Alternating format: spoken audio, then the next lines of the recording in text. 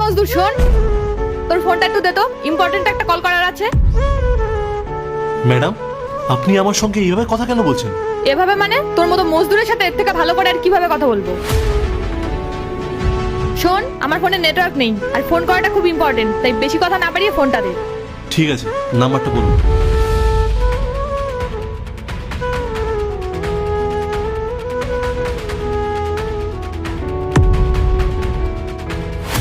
আপনি একদম শিওর তো যেই নম্বরেই কল করবেন?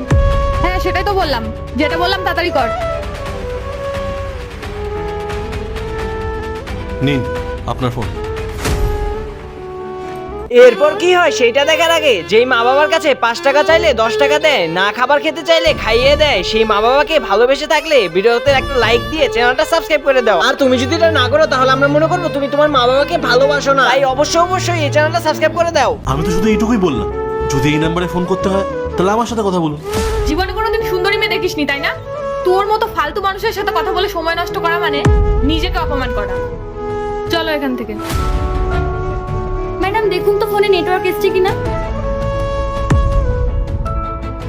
হ্যাঁ নেটওয়ার্ক তো এসেছে, দাঁড়াও একবার কল করে দেখি।